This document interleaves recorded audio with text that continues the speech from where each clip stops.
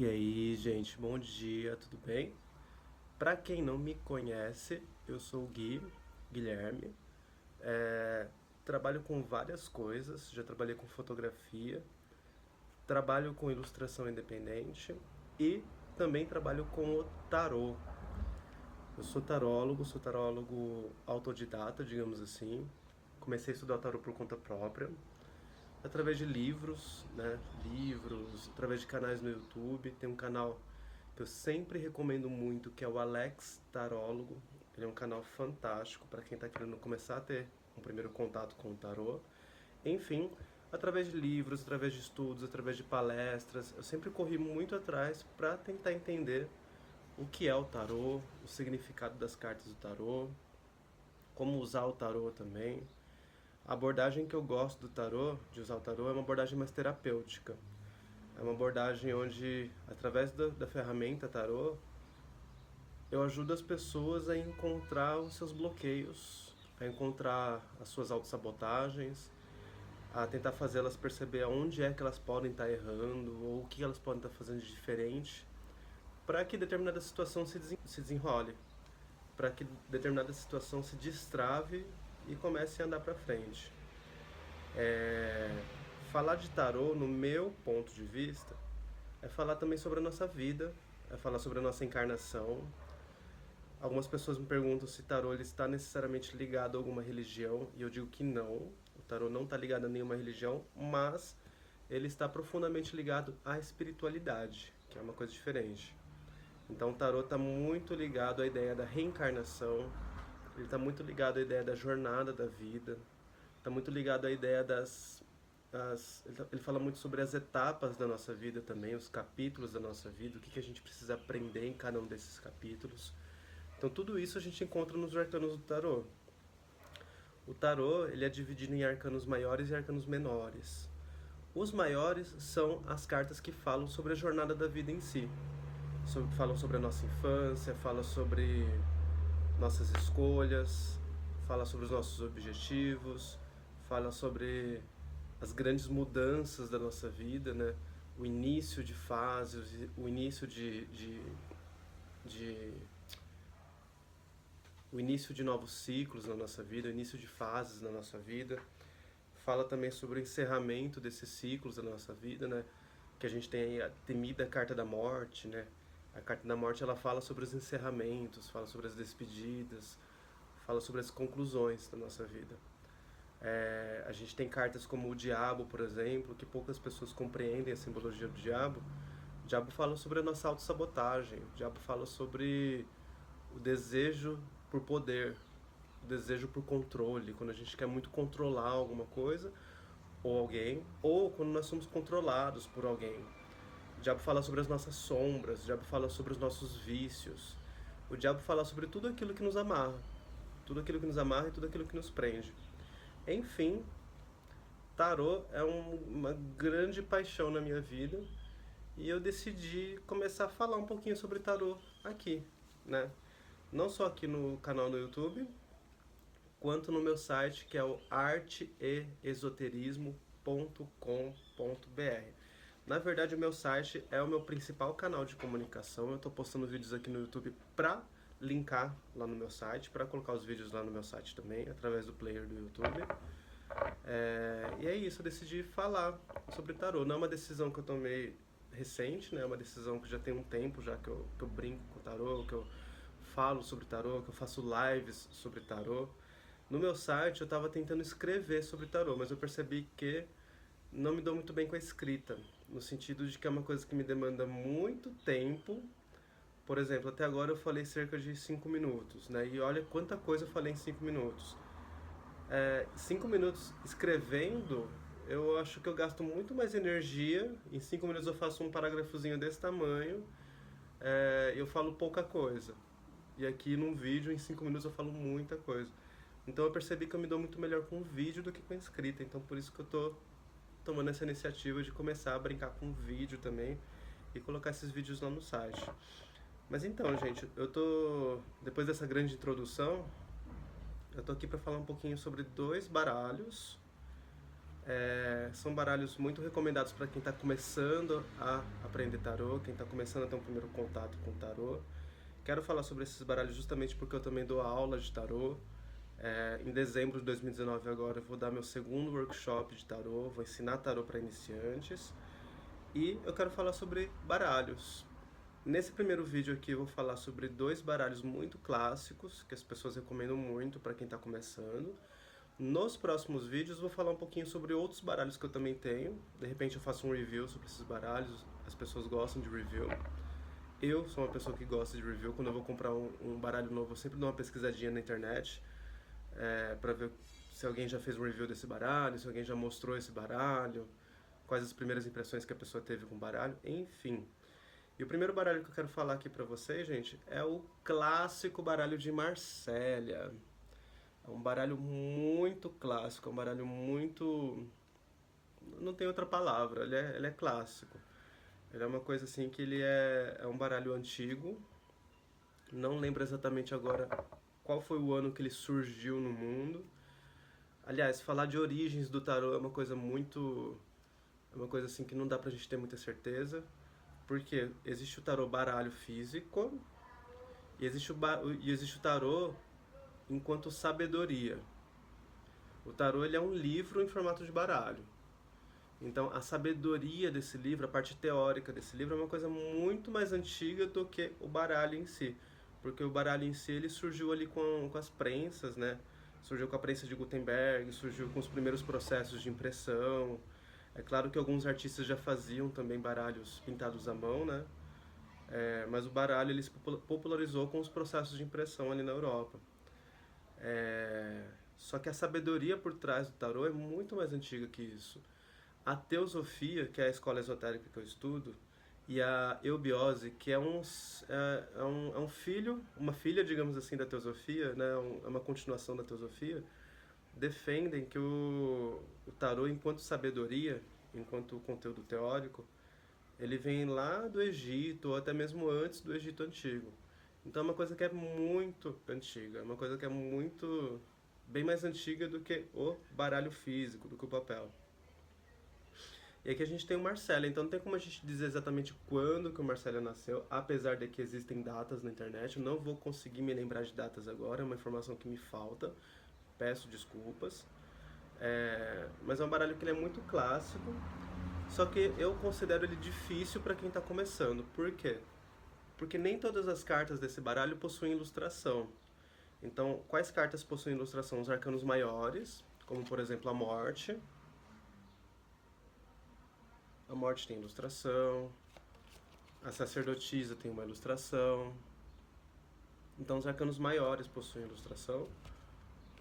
Os Amantes. Mesmo assim, percebam que é uma ilustração bem simplesinha, bem rústica. Né? Uma ilustração assim que ela é bem simples. A Temperança também tem ilustração. Enfim, os arcanos maiores. As cartas da corte também tem ilustração, ou seja, a rainha, o rei. Deixa eu achar aqui para mostrar para vocês. Aqui é o valete de copas. Também tem uma ilustraçãozinha. Agora, as cartas numeradas dos arcanos menores não tem. Por exemplo, o 6 de copas, a gente vai encontrar 6 cálices. Bem parecido com um baralho de jogo, né? Então, a gente, por exemplo, 2 de espadas, vai ter 2 espadinhas ali. Então, o baralho de Marsella e os baralhos que se baseiam no modelo Marsella, eu digo isso porque existem existem 10 mil modelos de baralho de tarô pra gente escolher. Quando a gente vai pesquisar, a gente vai entrar na loja Simbólica, por exemplo, que é uma loja online, ou quando a gente vai na livraria, por exemplo, existem muitos formatos de tarô, existem muitos baralhos de tarô, só que a grande maioria deles se baseiam em 2 modelos, ou o modelo Marsella, ou o modelo Waite, que eu vou falar daqui a pouquinho. O baralho de Marsella e os baralhos contemporâneos que se baseiam nesse baralho aqui, os arcanos menores vai ser desse jeito aqui, ó. Ele vai ter... Ele não vai ter um desenho específico te dizendo qual que é o conteúdo daquela carta, qual que é a simbologia daquela carta.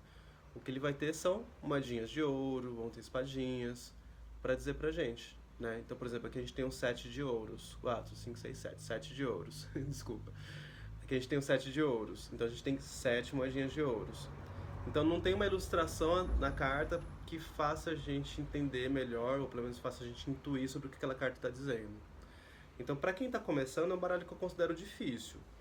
Tem pessoas que consideram esse baralho fácil para quem está começando, porque a ilustração, as cartas que possuem ilustração são mais fáceis, são ilustrações mais simples.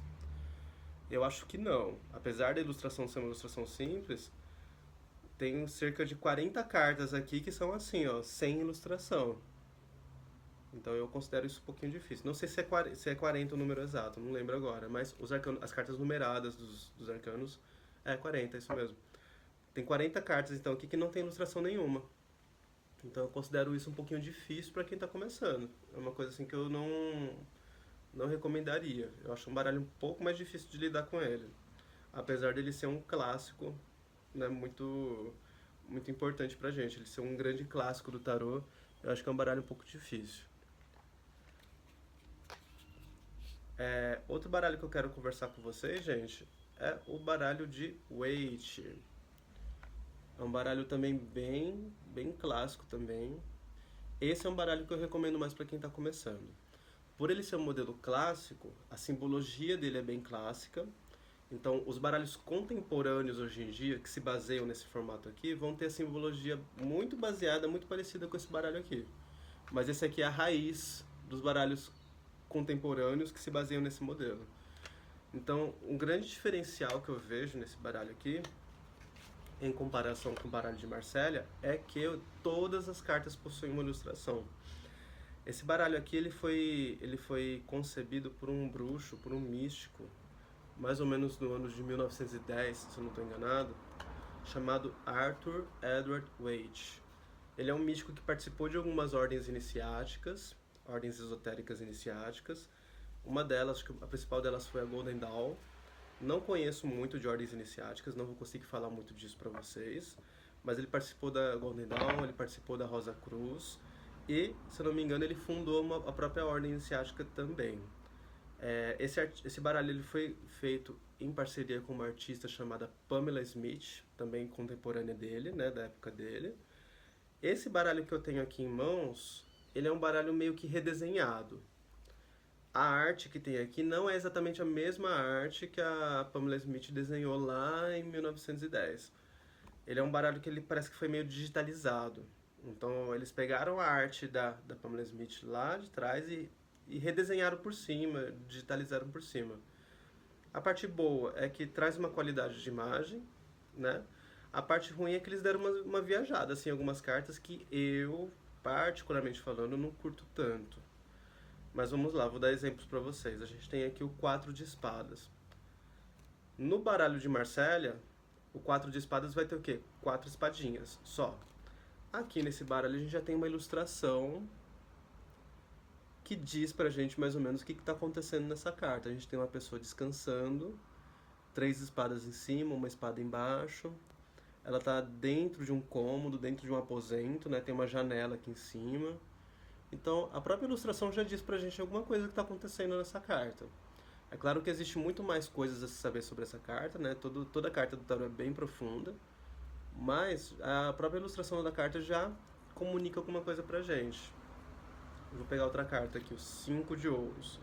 Enquanto que no baralho de Marsella teria apenas 5 moedinhas de ouro na ilustração, aqui a gente já tem uma ilustração bem mais rica, com muito mais detalhes, e a gente já tem uma noção do que está acontecendo nessa carta. A gente tem 2 pessoas no lado de fora, na neve. Algumas cartas representam essa figura, essa ilustração com chuva em vez de neve, mas enfim, elas estão no lado de fora, passando necessidade, passando perrengue, provavelmente passando fome. Então aqui a gente já tem mais ou menos uma noção do que está acontecendo. Outra carta, vamos pegar outra carta aqui. O 8 de espadas. No baralho de Marsella seriam apenas 8 espadinhas. Aqui a gente tem o quê? A gente tem uma figura amarrada, vendada também. Então a gente já tem uma noção mais ou menos do que está acontecendo. Alguém que está se sentindo preso, por exemplo.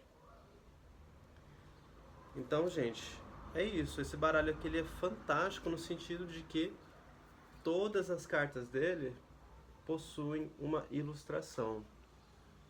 Então, para quem está começando a aprender tarô, é uma coisa que eu recomendo muito, que todas as cartas do seu baralho sejam ilustradas. Isso vai te facilitar a entender o que cada carta está dizendo. É claro que cada carta do tarô, se você está começando a aprender tarô, é legal você estudar por grupos de cartas e não cada carta separada. Então, por exemplo, eu vou dar um workshop em dezembro agora, em vez de estudar cada carta separadamente, eu vou mostrar por grupos de carta. Então, no tarô a gente tem os quatro naipes, bem semelhante aos baralhos comuns de jogo, né? A gente tem os quatro naipes lá, que é ouros, espadas, copas e paus.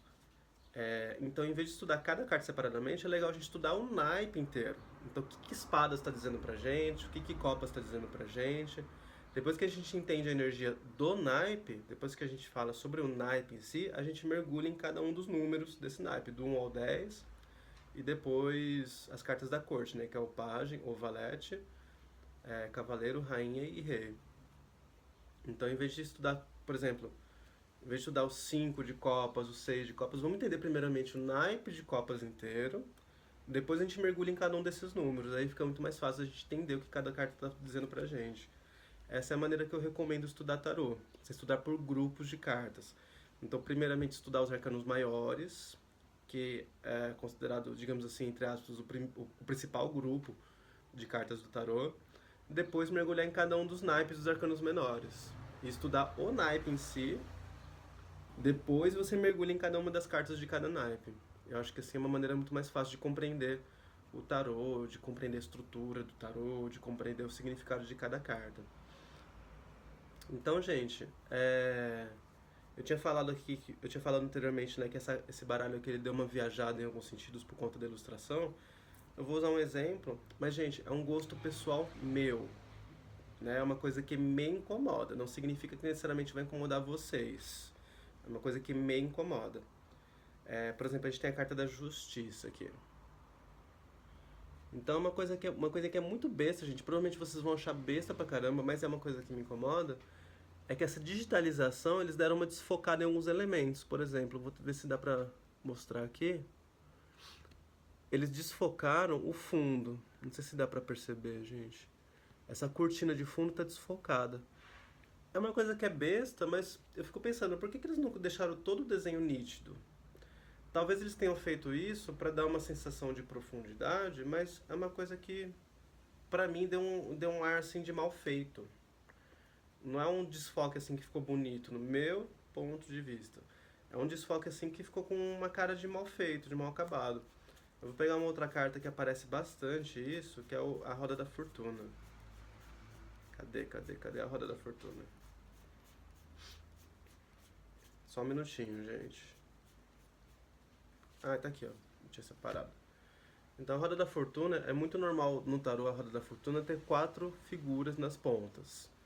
É uma alusão aos quatro naipes do tarô, aos quatro elementos da alquimia, terra, ar, fogo e água.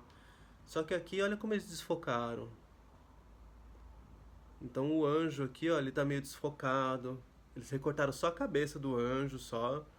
Né? Não é uma... Enfim, eles recortaram de um jeito assim que eu achei muito estranho, achei muito esquisito. E eu sou uma pessoa que eu gosto muito de segurar coisas que eu considero bonitas, que eu considero agradáveis, que eu considero atraentes. Talvez seja um aspecto astrológico do meu mapa natal, né? Eu tenho Vênus em Libra, então gosto de coisas bonitas, coisas atraentes, me atraem muito. E quando eu vejo um baralho cuja figura foi mal recortada, ela está desfocada, enfim, nossa, isso me incomoda de um jeito muito profundo, vocês não têm noção. Mas o baralho em si é um baralho muito bonito. É um baralho assim que eu acho que vai servir muito para quem está começando. Eu tenho um outro modelo weight aqui para mostrar para vocês. É um baralho, o outro que eu tenho aqui é um baralho que eu trouxe, que eu comprei no AliExpress, então ele veio da China. Infelizmente é uma réplica, né? Eu queria que fosse um original, mas quando eu comprei ele eu não estava podendo gastar tanto. E eu precisava de um baralho assim pra levar pra passear. Por quê? Porque eu tenho vários outros baralhos, né? Eu tenho um baralho das bruxas, que é um baralho lindo. Outro vídeo, em algum outro vídeo eu vou falar sobre ele, eu vou trazer ele pra vocês verem. Enfim, eu tenho outros baralhos aí que eu não. Eu tenho dó, assim, de deixar outras pessoas tocarem nele, de deixar outras pessoas manusearem ele. Então, quando eu tô jogando tarô pra alguém, eu gosto que a pessoa puxe a carta, né? E tem muitas pessoas que não têm sensibilidade. Tem muitas pessoas assim que pegam a carta de um jeito que amassa. Tem pessoas que pegam a carta e colocam na mesa assim de um jeito que amassa a carta. Então, isso é uma coisa que me incomoda profundamente. Então, para proteger esses baralhos que eu não quero que eles sejam estragados, só eu manuseio eles. E isso é bom também porque eles só fica a minha energia impregnada neles. Quando você deixa outras pessoas manusearem seu baralho, a energia das pessoas também fica impregnada no baralho. Isso pode contaminar um pouquinho a leitura, né? Pode, enfim. Então, eu comprei esse baralho baratinho aqui para levar ele na bolsa. Então, por exemplo, se eu pegar chuva, não vai ser uma grande perda, porque eu gastei R$ 15 nisso aqui. Né? Então, se eu pegar chuva, não vai ser uma grande perda. Se alguém amassar, também não vai ser uma grande perda. Diferentemente de um baralho que custa R$ 100, por exemplo. De um baralho que custa 150. Que tarô é uma coisa cara, infelizmente. Esse baralho aqui, ele custou uns R$ 60. E mesmo custando R$ 60, tem umas cartinhas assim que me incomodam um pouquinho, né? Aquela questão do recorte, da digitalização. É uma coisa que me incomoda um pouquinho. Outra coisa que me incomoda nesse baralho aqui é que o verso tem umas cartas que foram impressas. Ele é tudo pretinho, mas tem umas cartas que se destacam, tá vendo? Essa carta aqui ela é um preto mais escuro, essa carta aqui já é praticamente um cinza já, ela é um pouquinho mais clara. Então, acho que o processo gráfico, ou a gráfica que imprimiu esse baralho aqui, ela não era tão boa. Então isso é uma coisa que me incomoda também. Eu tá abrindo o leque lá pra pessoa escolher, ou eu ia escolher uma carta, e tem algumas cartas que se destacam.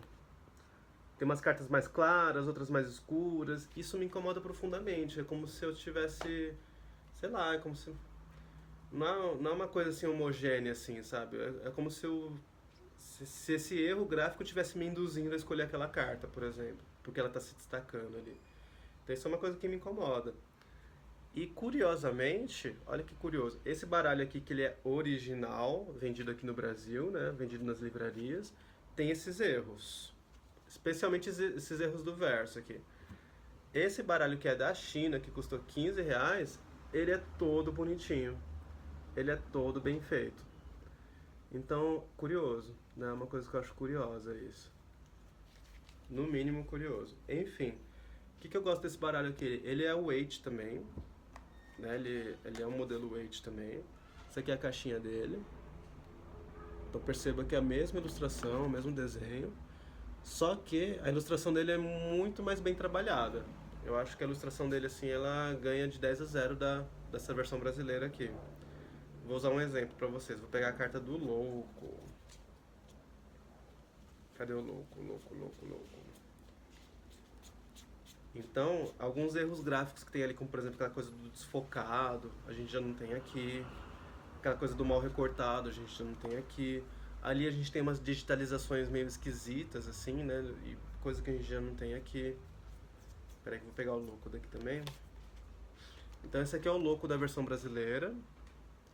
Então perceba que a ilustração, ela, apesar de ter muitos detalhes, ela é uma ilustração simples. Olha esse sol atrás, né? Só tem esses risquinhos. A roupa também. Né? A montanha atrás, ó, não tem. A montanha atrás aqui é só um degradê, tá vendo? Um degradê digital. Né? Não tem nenhum detalhe. Agora, olha a diferença para esse aqui. Apesar desse aqui ser menor, né? Olha a riqueza de detalhes. Olha o sol. Olha as montanhas, os detalhes das montanhas.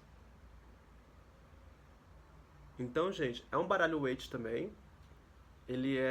São as mesmas cartas, a mesma ilustração. Só que esse aqui ele é muito mais bonito. A ilustração dele é muito mais bonita. Eu vou pegar a roda da fortuna para mostrar para vocês. Então, assim, se for falar sobre a beleza da ilustração, eu sou muito mais esse aqui. E esse aqui é o que eu uso, inclusive, para levar pra rua, para levar pras pessoas, para colocar na bolsa. É o que eu uso sem medo de pegar chuva, sem medo de estragar, porque se estragar é baratinho comprar outro. Aqui, gente, olha a diferença. Vou pegar a roda da fortuna aqui pra vocês verem. Cadê a roda da fortuna? Então, lembrando que a versão brasileira tem esses recortes esquisitos aqui, ó, desfocados, estranhos. Olha essa versão aqui, que linda. A gente já tem 4 figurinhas completas, não estão decapitadas, né? Por exemplo, o anjo aqui, ó, não tá decapitado, o anjo tá inteirinho, a águia tá inteirinha, né? O touro tá inteirinho, o leão tá inteirinho. Tá todo mundo lendo o livrinho aqui, ó, todo mundo se nutrindo de sabedoria. Então percebam que é a mesma ilustração, só que olha como esse baralho aqui ele é mais bem trabalhadinho. Esse baralho é uma réplica. Vocês encontram a versão original dele na internet também, principalmente no site do eBay, é um site que eu recomendo. Na loja Simbólicas, eu tenho quase certeza que vocês vão encontrar ele lá. Por ser uma versão original e importada, com certeza vai ser mais caro. Com certeza vai ser de R$ 100 para cima. Talvez uns 150, talvez uns R$ 200. Mas, gente, vale muito a pena. Vale muito a pena. Eu já segurei a versão original desse aqui na mão, vale muito a pena. É uma coisa muito linda. Primeiramente que ele é maior, né? Ele deve ser desse tamanho mais ou menos. Deve ser do tamanho desse aqui. Olha a diferença de tamanho. Né? Ele é bem maior. Apesar de que eu gosto de baralhos pequenos também, eu acho mais confortável para segurar na mão. Mas enfim, ele é maior. As estrelinhas aqui atrás são douradas na versão original, então é a coisa mais linda do mundo, sabe? É um azul mais escuro com as estrelinhas douradas. E as ilustrações, né, que são lindas, são muito lindas. Gente, é isso, acho que por um primeiro vídeo aqui nesse canal, né, já estamos aqui, ó, tem mais de 20 minutos já que eu tô falando, acho que já é um bom conteúdo, assim, para um primeiro vídeo da série. Eu quis trazer esses dois baralhos aqui, são baralhos que eu considero mais clássicos, né? São considerados pelos esotéricos como os baralhos mais clássicos de tarô. Todos os outros baralhos que existem, ou quase todos os outros baralhos que existem contemporâneos, né? Tô falando de contemporâneos. Porque existem aqueles baralhos também que são os antigos, né? Tipo, os baralhos medievais. Existem tarôs assim que são bem antigos. Apesar de eles serem vendidos novos, a ilustração, né, o artista, assim, enfim, a origem do baralho é bem antiga. Mas os baralhos contemporâneos, eles são baseados em um desses dois modelos aqui. Ou eles vão ser baseados no Waite, ou eles vão ser baseados no Marselha. Qual que é a diferença entre eles? A principal delas é que o Marselha tem ilustração só em algumas cartas. As cartas numeradas dos arcanos menores não tem ilustração, elas são assim. Enquanto que o baralho do Waite vai ter ilustração em todas as cartas. Isso é uma coisa maravilhosa para quem está começando. Então quem está começando a aprender tarô é uma coisa maravilhosa isso. Existem umas diferenças menores também. Por exemplo, será que dá tempo? Vou mostrar para vocês, acho que vale a pena mostrar. No baralho Marselha, o arcano da força e da justiça possuem uma numeração. Espera aí que eu vou pegar aqui. A força.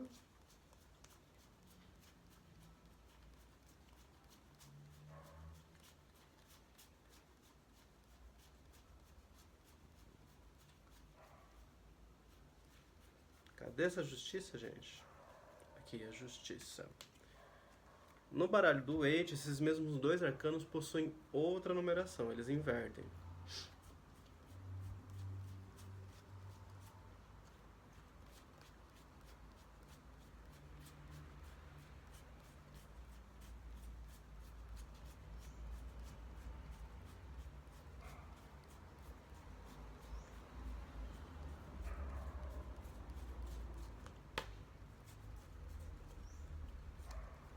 Aqui, gente. Então existe uma diferençazinha básica. No Marselha, a justiça é a carta número 8. No Waite, a justiça é a carta número 11. E a força também tem essa inversão. No Marselha, a força é a número 11. E no Waite, a força é a número 8. Por que isso acontece? Porque o tarô ele tem uma forte relação com outro sistema de autoconhecimento chamado Cabala. Não manjo de Cabala, não manjo nada de cabala, não sou a pessoa certa para falar de cabala com vocês. O que eu sei é que a cabala tem um gráfico chamado Árvore da Vida. Esse gráfico ele é composto de esferas, cada esfera possui um profundo significado, e existem caminhos que interligam essas esferas. São 22 caminhos, e cada um desses 22 caminhos está relacionado com um dos 22 arcanos maiores do tarô. Perceberam, não lembro exatamente quem agora, perceberam que o caminho número 8 da Cabala e a carta número 8 do tarô e o caminho número 11 da Cabala e a carta número 11 do tarô estavam invertidos. Então, a carta número 8 era para fazer referência com o caminho número 8, mas não estava fazendo. Na verdade, fazer referência com o caminho número 11 e vice-versa. Não sei se eu consigo explicar direito, gente. Mas é isso. Todos os outros caminhos estavam corretos, todas as outras ligações estavam corretas. Esses dois estavam invertidos na Cabala. Então, o Waite, quando ele foi fazer o baralho dele, o Arthur Edward Waite, quando foi fazer o baralho dele, ele decidiu inverter essas duas cartas para ficar iguais à Cabala. Só que isso causa uma certa confusão, né? As pessoas ficam assim, porra, num baralho é uma numeração, no outro baralho é outra numeração. Será que isso dá algum problema na hora de interpretar? Não, na hora de interpretar a essência da carta é a mesma, a única coisa que muda é o número. O Aleister Crowley, que é um outro bruxo, né, que foi contemporâneo do Waite, ele também fez um baralho. No baralho dele, ele manteve a tradição original, com a justiça sendo o número 8 e a força sendo o número 11. O que ele inverteu foi a letra hebraica, que faz a ligação com a Cabala. Então, o baralho do Aleister Crowley, que eu vou mostrar futuramente, que eu tenho ele mantém a tradição original com a justiça número 8, ele só inverte a letrinha hebraica, que é essa letrinha aqui, ó. Só que de Cabala eu não manjo nada, a letra hebraica eu também não manjo nada, então não é uma informação que eu vou conseguir trazer para vocês com maior profundidade, infelizmente. Quem sabe futuramente. Gente, eu acho que é isso. As semelhanças e diferenças dos baralhos, né? A principal diferença do Waite pro Marcelo é que o Waite tem todas as cartas ilustradas e existe essa mudança na numeração das cartas da Justiça e da Força. De restante, é a mesma coisa, é tarô. Né? São as mesmas cartas, os mesmos arcanos. E é isso, gente. Eu quis trazer essas informações para vocês, principalmente para quem estiver começando a aprender tarô, quem estiver começando a ter contato com o tarô. Lembrando que eu dou aula particular de tarô e também faço leitura particular de tarô. Se vocês tiverem interesse, vou deixar meu e-mail aqui embaixo, ou no vídeo, ou na descrição do vídeo. E quem estiver no meu site, com certeza vai estar aí no post do site também. Então quem estiver querendo aprender tarô, entre em contato, eu dou aula particular e também dou workshops. Em dezembro de 2019 agora vai acontecer mais um workshop. Vai acontecer pertinho da Sé, no bairro da Sé, em São Paulo. No ano que vem já tem outros workshops programados também, então fiquem atentos. Vou estar sempre divulgando ou aqui no site ou lá no meu Instagram, que é @tarô nosso de cada dia, tarô com T mudo no final. Aqui no YouTube dificilmente eu vou usar para divulgar. Eu vou divulgar aqui o YouTube, eu vou usar mais para colocar os vídeos mesmo. Então me sigam lá no Instagram para ficar sabendo das novidades, ficar sabendo do que eu estou lançando por lá. É @tarô nosso de cada dia. Gente, é isso, não vou me prolongar mais. Quero agradecer a presença de vocês aqui, quero agradecer a audiência de vocês também, seja aqui no YouTube, seja no meu site, arteesoterismo.com.br, ou seja lá no meu Instagram, @tarô nosso de cada dia. Muito obrigado pela presença de vocês. Deixem o curtir aí, compartilhem com seus amigos. Se vocês tiverem amigos também esotéricos aí que estejam a fim de aprender tarô, de querer conhecer um pouco mais sobre o universo, compartilha com eles aí também. Se inscrevam aí no canal, tá certo? E é isso, gente. Gratidão. Um beijo.